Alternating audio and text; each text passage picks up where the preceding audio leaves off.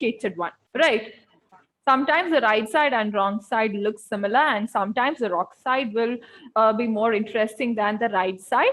But still, now you know how to identify the wrong side and right side of all those simple fabrics, right?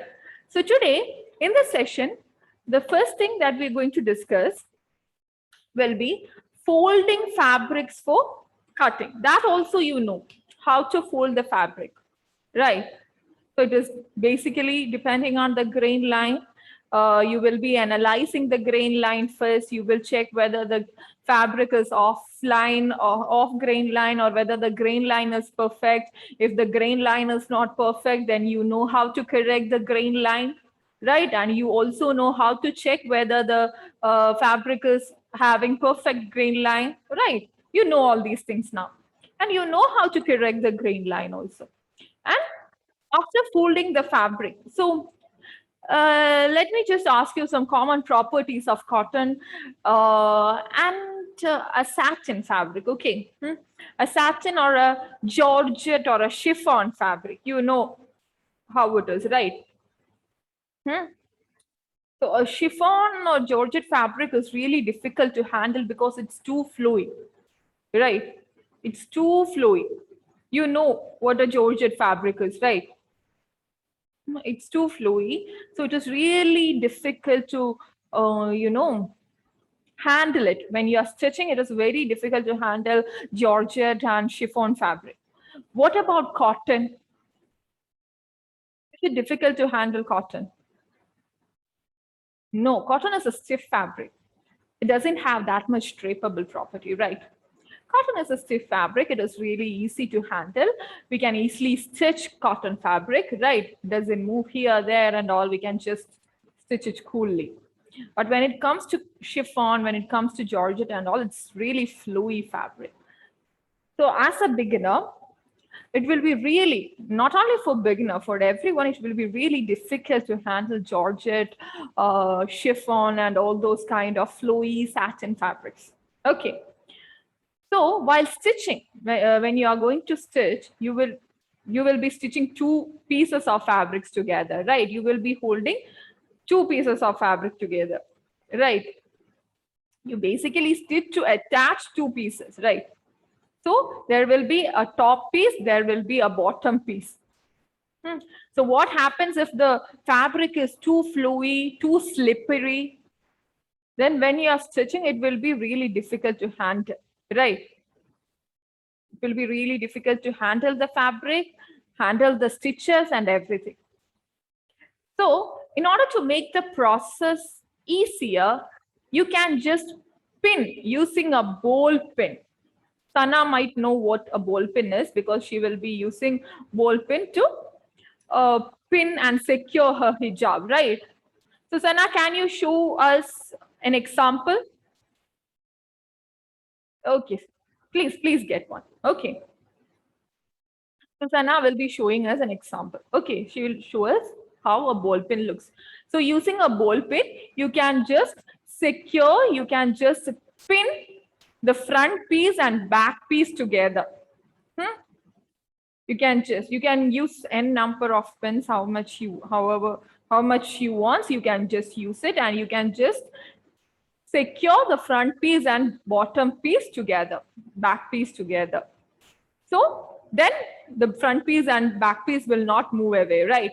So now you can just easily feed it to the machine and you can get it stitched. When it comes to, so that is what pinning of fabric is. When it comes to slippery fabric, you can just pin it together. You can just pin the front piece, or if you are attaching, if you're going to attach a lining fabric onto your main fabric, and if the main fabric is too slippery, then you can just pin your lining fabric onto your main fabric using a ball pin. Okay. So like that, you can avoid making mistakes when it comes to more complicated and slippery fabric. Okay. So Sana will be showing us an example. Yes. I will just spotlight her. So yes, that is a ball pin. You can see, right? Okay. So that is what a ball pin is. You can secure all those drapes. So just like how we secure our pleats. So basically, the sari is a drapeable garment, right? It's a drapeable garment. So we will be taking pleats in the front. Am I right? We will be securing pallu on our shoulders, right? So what if we don't secure those pleats and pallu using a safety pin? It will fall off, right? If it is cotton sari or silk sari and all, it is just okay. It will stand there for a while, but yet it is not secure. But what if chiffon and all those oily saris? It will just fall off your shoulder, just like you are shooting for a item dance or something. It will just fall off. When you walk, when you move, when you turn, it will just fall off. It's like a Bollywood song visuals, right? So in order to avoid all those kind of awkward situations, you will just use a safety pin, right? If you don't want those pallu and your pleat to fall off, you will secure it using a safety pin. Just like that, in order to avoid all those, mistakes and things during stitching or these kind of oily fabrics or slippery fabrics, you can just secure it. You can just attach it to the back piece or to the lining fabric using these ball pins so that you can safely stitch it. Okay, you can stitch it perfectly. In order to avoid all those stitching mistakes, you can just use these ball pins and stitch your lining fabric and main fabric together, or the front piece and back piece together. Okay. Along the same line, wherever you want to stitch. And on the way, you just need to remove the pins. Yes. So now you know folding fabrics for cutting, and now you know pinning. And now we are going to discuss marking methods. So what does mean by marking? What does mean by marking? So first, as a designer, you will be sketching a design, right? You will be developing an inspiration board. You will be developing a color board. You will be developing a color palette. And after that, you will be sketching a lot of designs, right? Garment designs, you will be sketching. A designer will be sketching a lot of garment designs based on the season and collection you're designing for. Based on the inspiration, you will be sketching a lot of designs. After that, it will be having simple designs, simple patterns, and complicated ones. Once the design is finalized, you will develop patterns. Am I right? You will develop patterns using flat pattern method or draping method. So the difference is, in draping method, you will be developing pattern on a muslin fabric. In flat pattern method, you will be developing pattern on a piece of paper, pattern making paper. Either way, you will be having patterns in your hands, right? One on a muslin fabric, one on paper. Now, in order to develop the original garment, you need to transfer this pattern onto the original fabric or main fabric, right? So how will you transfer it? So you will place, based on the grain line, you will place this piece of pattern on your fabric. If it is straight grain line, then you will place it parallel to your selvage. If it is cross, then perpendicular to your selvage, right? So you will place your pattern. If you are supposed to cut it on fold, you will fold your fabric in such a way that the one selvage is parallel to the another selvage. You will just, I will just show you. If you are supposed to cut, where is that paper? I think I used. So if this is the fabric, if this is the fabric and you are supposed to cut, it is mentioned on the pattern that you are supposed to cut it on fold. Then you will fold the fabric.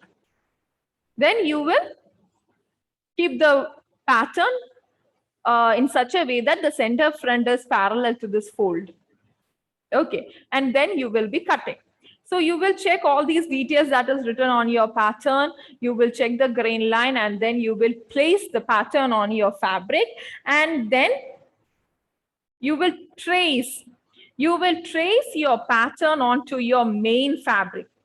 Okay, so if this is the pattern, you will keep this pattern on your fabric, and then you will trace it, just like how you used to trace your hand onto a piece of paper. Just like that, you will just trace your pattern onto your fabric.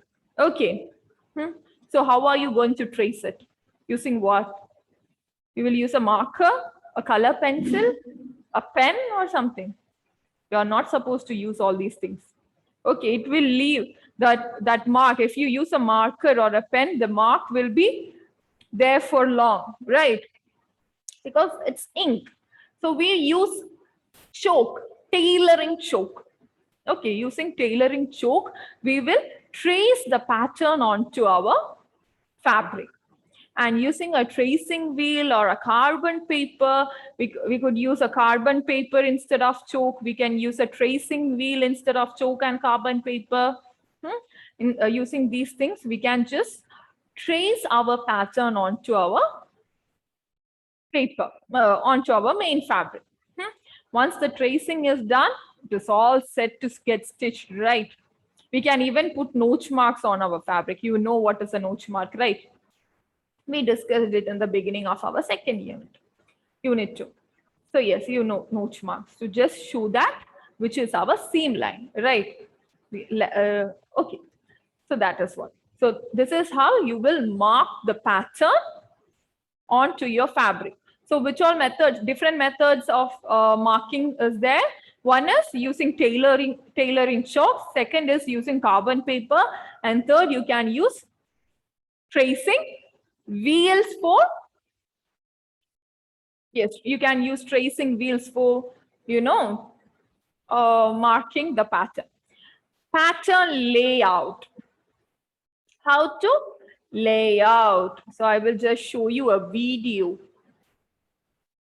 So I will just share the screen. So here you can see an image, right? It is there on your text, in your textbook. This is a PDF copy of your textbook. So this is what pattern marking is. So if this is a piece of fabric, and you will be arranging, you will be laying it down on a, you will not be holding it like this, right? You will not hold your fabric like this, and then you will not be cutting it like this, right? While cutting your fabric, you will lay it down on your table. If this is your table, then you will lay down your fabric, right, on your table. Then you will arrange. So when it comes to garment manufacturing, you're supposed to make sure of minimum fabric wastage. You are not supposed to waste your fabric. If you waste your fabric, the fabric cost or the making charge will increase. So in order to reduce the product price, you're supposed to reduce fabric wastage, thread wastage. You're supposed to reduce wastage. So yes, you will try to reduce fabric wastage. So you will be arranging each and every pattern as close to each other. So as your pattern will be having your pattern will be having seam elements, right? So you can just closely keep each and every single pattern to each other, thus reducing fabric wastage. Okay, in this image, you can clearly see how they have arranged patterns, right? They have closely kept it in order to reduce fabric wastage. So if the fabric wastage is high, then the production cost will increase. So it is very necessary. It is necessary to reduce fabric wastage, thread wastage, whatever it is. The wastage should be minimum. Okay. So if the fabric, so in this case here, you could see this is one pattern and this is another pattern, right? But the direction it is kept is like, if one is kept like this, the another is kept like this, right? When it comes to normal cotton fabric and all, it's okay. But when it comes to velvet, piled fabrics, when it comes to fabrics with those fillings, that is velvet, fur, and everything, you're not supposed to keep that, because that hair or that fibers will be having direction. So it will be directing towards right side. So just like how our hair strands are attached to our scalp, so it automatically falls backward, right? So just like that, all those fibers on those velvet fabric, velveteen fabric, all those furs and everything, the fibers will be attached to a particular direction, and you are only supposed to keep the pattern in that particular direction. Okay. Otherwise, the piece will be rejected during quality check. But when it comes to cotton, plain solid fabric, then it's okay. But when it comes to printed fabric also, the prints will be having a direction, right?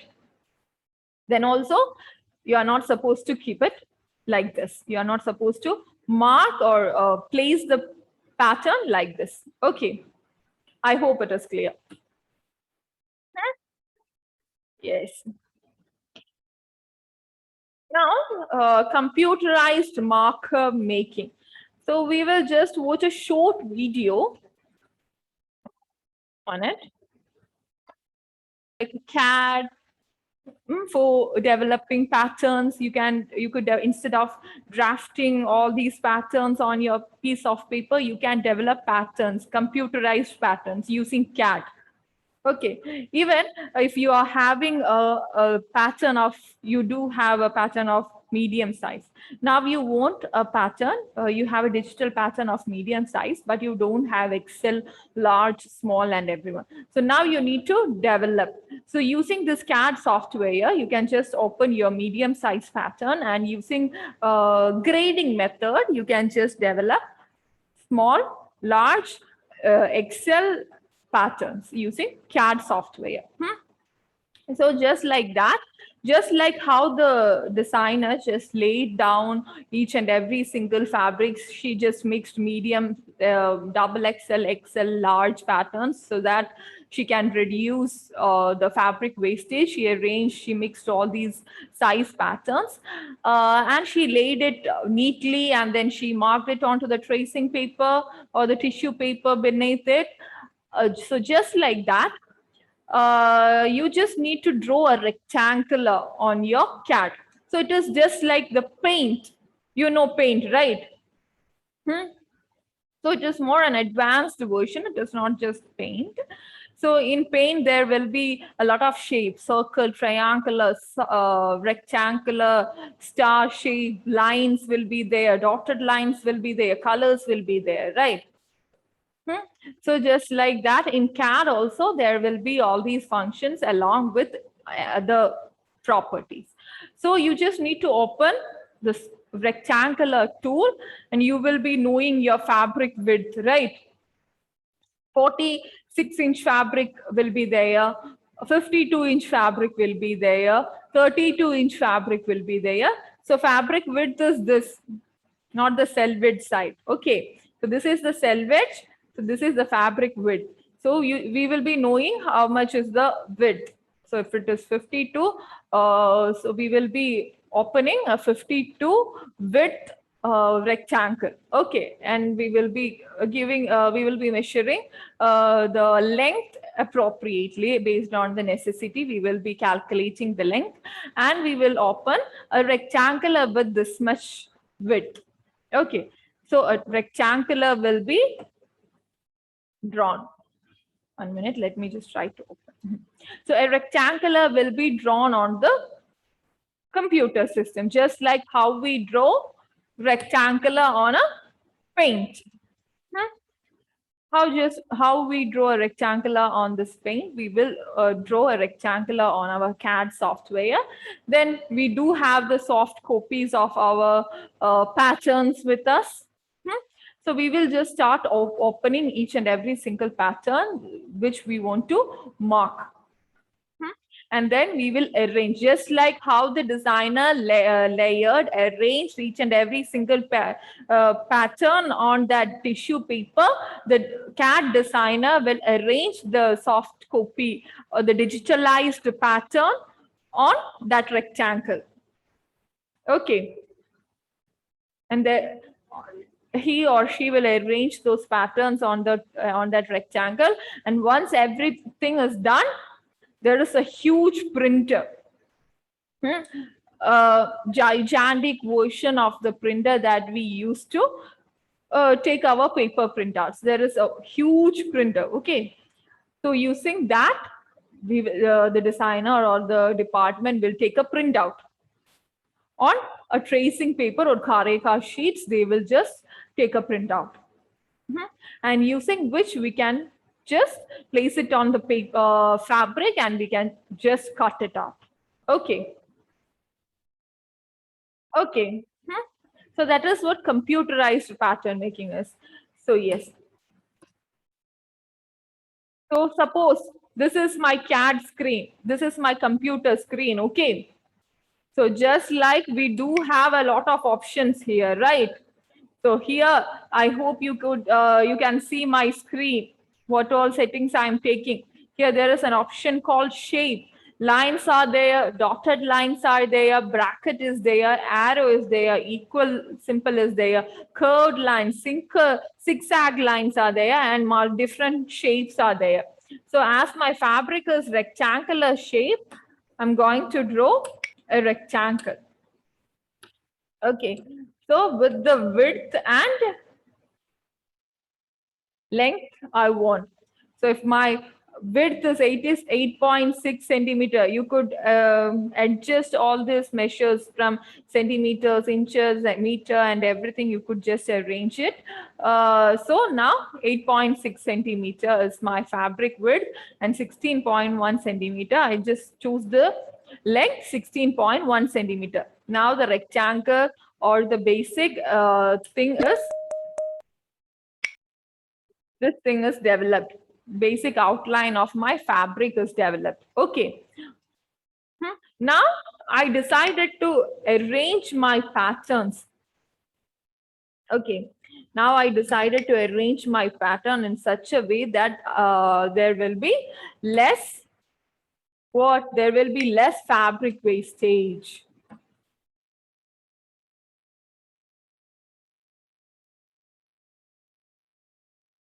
So I decided to arrange my patterns.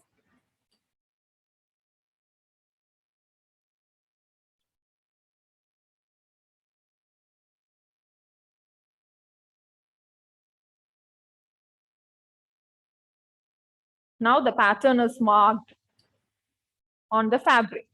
Okay. In this way, I can mark my pattern using a CAD software, a Corel Draw or anything. So and using this, a computerized or digital marker is made. And now, just like how we used to take printout, we could take printout using a one that we use in our industry, a gigantic version of the printout that we use in our this cafe and all, using which we can just take a printout. Okay. So that is how computerized or digitalized marker is made. Okay. So different types, it is not just CAD. Other softwares are also available, but mostly in the industries, they prefer. It depends on the brand. It depends on the industry. So the one I did my internship there, they used to work on CAD. Okay. So that is, and the software that I learned during my undergrad is also CAD. So other softwares are also there, like Corel Draw and Adobe Photoshop and all. We just used to make sketches, and Adobe Photoshop and Illustrator, we just used to make sketches. Corel Draw also, we used to make sketches. And in CAD we use for developing patterns, for grading patterns, for making marker and everything. Okay. So now you know what is digitalized marker making. It is just a digitalized version of what you do, right? What you do with your hand. So it is just instead of using a scale, armhole, pencil, paper, and everything, you will be just following all these methods to draft a pattern on your computer screen. Instead of taking a scale, you will be taking a line from your option, right? From your software toolkit, you will be taking line. Instead of taking an armhole, you will be using that curve, right? Like that. So this is the difference between a digitalized and hand done one. Okay. So G's Joseph, I don't know who it is. This is fashion studies class. Okay. Go on. So yes, now you know computerized marker making. Now we will just move on to the next thing. So one thing you're supposed to take care while cutting fabric is that, so the newly bought, you might have noticed these things like when you buy a piece of fabric or a new sari, if you look at closely, if you observe it closely, there will be folds on those particular fabric. Just like if you fold a piece of fabric, a piece of paper, if you fold a piece of paper, then there will be fold marks on it, right? So just like there is fold marks on this piece of paper, right? Just like that, the newly bought fabric, newly bought sari will be having all these fold marks. Am I right?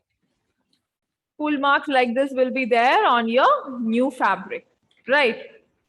If it is a rolled one, then there will be no fold marks, but there are chances of wrinkles. But if it is a folded fabric, sari or something, then there will be fold marks.